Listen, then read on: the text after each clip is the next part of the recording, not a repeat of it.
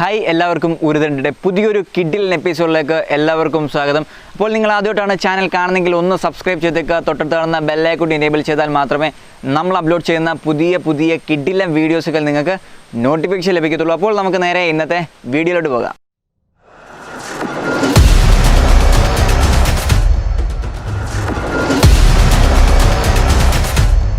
Hi, അപ്പോൾ പുതിയൊരു കിഡിലെ വീഡിയോയുടെ സ്വാഗതം. ഇന്ന് നമ്മൾ പറയാൻ പോകുന്ന ഫോട്ടോഗ്രാഫി സംബന്ധമായിട്ടുള്ള ആണെങ്കിലും ഇന്ന് നമ്മളൊരു അൺബോക്സിങ് വീഡിയോ ആയിട്ടാണ് നമ്മൾ ഇന്ന് വന്നിരിക്കുന്നത്. ഇന്ന് നമ്മളൊരു ഗിംബലാണ് അൺബോക്സ് ചെയ്യാൻ പോകുന്നത്. DJIയുടെ RONIN S എന്ന് പറഞ്ഞ ഏറ്റവും ലേറ്റസ്റ്റ് ആയിട്ടുള്ള ഒരു ഗിംബലാണ് നമ്മളിന്ന് അൺബോക്സ് ചെയ്യാൻ പോകുന്നത്. അപ്പോൾ അതിൻ്റെ വിശേഷങ്ങളും കാര്യങ്ങളുമായിട്ടെല്ലാം നിങ്ങൾ വീഡിയോ അവസാനം വരെ കാണുക. അപ്പോൾ നമുക്ക് നേരെ ഇന്നത്തെ ഗിംബൽ അൺബോക്സ് ചെയ്യാൻ പോകാം. ഓക്കെ, അപ്പോൾ ഇതാണ് നമ്മുടെ DJIയുടെ RONIN S എന്ന് പറഞ്ഞ ഗിംബലിൻ്റെ ബോക്സ് എന്ന് പറയുന്നത്. ഇത് നമുക്ക് പാക്കഡായിട്ട് വരുമ്പോൾ വലിയൊരു ബോക്സിനകത്താണ് വരുന്നത്. ഇപ്പോൾ നമ്മളിത് അതെല്ലാം അൺബോക്സ് ചെയ്തിട്ടുണ്ട്. ഓക്കെ, ഇപ്പം ഇതാണ് നമ്മുടെ ബോക്സ് എന്ന് പറയുന്നത്. നല്ല ഒരു ഫിനിഷിങ്ങിൽ തന്നെയാണ് ബോക്സ് വന്നിരിക്കുന്നത്. ഓക്കെ, ഇതിൻ്റെ ഏറ്റവും വലിയ പ്രത്യേകത എന്ന് പറയുന്നത് 360 ആണ്.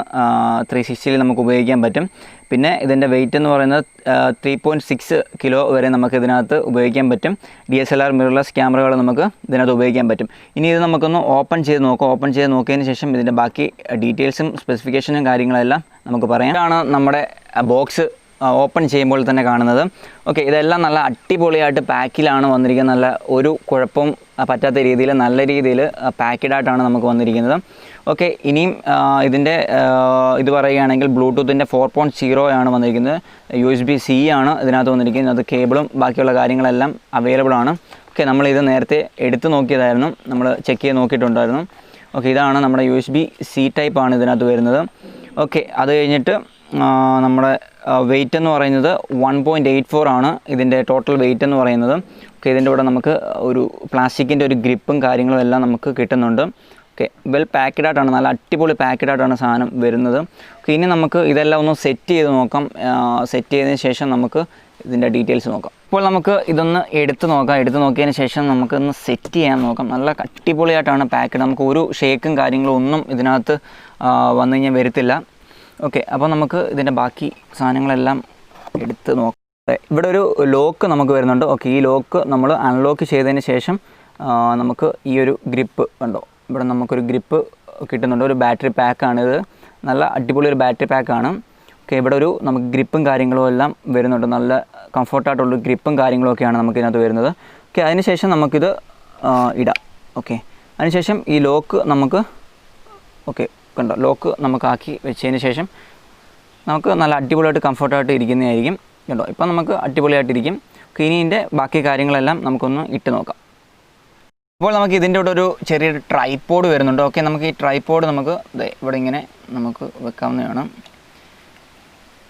ഓക്കെ, ട്രൈപോഡ് വെച്ചതിന് ശേഷം നമുക്കിത് സ്റ്റാൻഡിൽ എവിടെ വേണമെങ്കിലും നമുക്കിത് ഹോൾഡ് ചെയ്ത് വെക്കാവുന്നതാണ്. കണ്ടോ,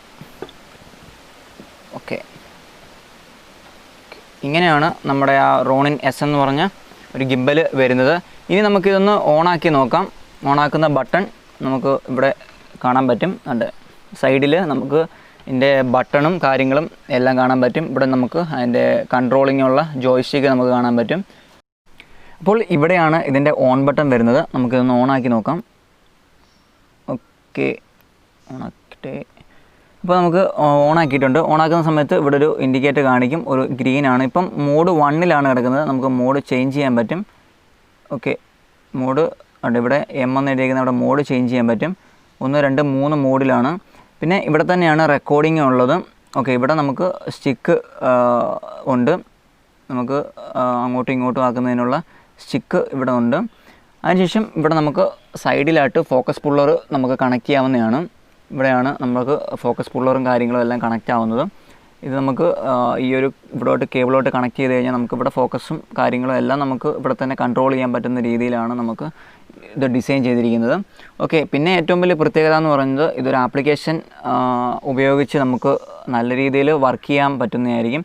360 കാര്യങ്ങളും എല്ലാം, പിന്നെ ആട്ടോ ട്യൂണിങ്ങും കാര്യങ്ങളും എല്ലാം തന്നെ നമുക്ക് ആ ഒരു ആപ്ലിക്കേഷൻ വഴി നമുക്ക് കൺട്രോൾ ചെയ്യാൻ പറ്റുന്നതാണ്.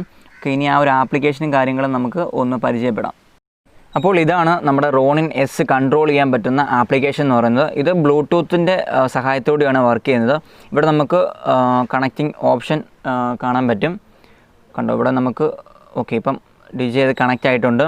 ഇവിടെ നമുക്ക് ബാലൻസ് ടെസ്റ്റ് ചെയ്യാനും മോട്ടോർ പെർഫോമൻസ് നടത്താനും എല്ലാം നമുക്ക് സാധിക്കുന്നതാണ്. ഓക്കെ, ഇവിടെ നമുക്കൊന്ന് ടെസ്റ്റ് ചെയ്ത് നോക്കാം. ഓക്കെ, ഇപ്പം നിങ്ങൾക്ക് കാണാൻ പറ്റും ഓട്ടോമാറ്റിക്കായിട്ട് തന്നെ അതിൻ്റെ ഒരു ടെസ്റ്റ് നടക്കുന്നത് നമുക്കിപ്പം കാണാൻ പറ്റും. ഓക്കെ, ഇത് തന്നെയാണ് ഏറ്റവും വലിയ പ്രത്യേകത എന്ന് പറയുന്നത്. നല്ല രീതിയിൽ പെർഫോമൻസിൽ തന്നെയാണ് ഇത് വർക്ക് ചെയ്യുന്നത്. ബ്ലൂടൂത്ത് 4.0 ആയതുകൊണ്ട് തന്നെ നല്ല രീതിയിൽ ഇത് വർക്ക് ചെയ്യുന്നുമുണ്ട്. ഓക്കെ, അത്തരത്തിലുള്ള എല്ലാ കാര്യങ്ങളും നിങ്ങളിപ്പം ഒരു വട്ടം ചെക്ക് ചെയ്ത് വെച്ചിട്ടുണ്ടെങ്കിൽ നമുക്ക് വീണ്ടും ഈ ഒരു ആപ്ലിക്കേഷൻ സഹായത്തോടു കൂടി തന്നെ വീണ്ടും അത് കണക്ട് ചെയ്യാനും കാര്യങ്ങളും എല്ലാം പറ്റും. നിങ്ങൾ പെർമനൻ്റായിട്ടൊരു ക്യാമറയാണ് യൂസ് ചെയ്യുന്നതെങ്കിൽ അതിൻ്റെ ടെസ്റ്റും കാര്യങ്ങളും എല്ലാം ഇതിനകത്ത് ഓട്ടോമാറ്റിക്കായിട്ട് വെച്ചിട്ട് പിന്നീട് ആവശ്യമുള്ള സമയത്ത് നമുക്ക് അത് തന്നെ ടെസ്റ്റ് കറക്റ്റാക്കി വെക്കാനും എല്ലാം പറ്റും ഈ ഒരു ആപ്ലിക്കേഷനിൽ കൂടി തന്നെ. ഇത്രയാണ് ഈ ഒരു ആപ്ലിക്കേഷൻ്റെ ഫീച്ചർ എന്ന് പറയുന്നത്. അപ്പോൾ നിങ്ങൾക്ക് ഇന്നത്തെ റോണിൻ എസിൻ്റെ വിശേഷങ്ങളും കാര്യങ്ങളും എല്ലാം ഇഷ്ടമായെന്ന് വിചാരിക്കുന്നു. അപ്പോൾ ഇതിൻ്റെ കൂടുതൽ വിശേഷങ്ങളോട്ടൊക്കെ നമ്മൾ വീണ്ടും വരുന്നതായിരിക്കും. ഇതിൻ്റെ ക്യാമറയൊക്കെ വെച്ചുള്ള പെർഫോമൻസും കാര്യങ്ങളും എല്ലാം വീണ്ടും വരുന്നതായിരിക്കും. അപ്പോൾ ഈ വീഡിയോ ഇഷ്ടമായെന്ന് വിചാരിക്കുന്നു. ഇഷ്ടമായ ലൈക്ക് ചെയ്യുക, ഷെയർ ചെയ്യുക, കമൻറ്റ് ചെയ്യുക. അപ്പോൾ അടുത്തൊരു കിടിലൻ വീഡിയോ ആയിട്ട് വരുന്നതും വരെ ബൈ.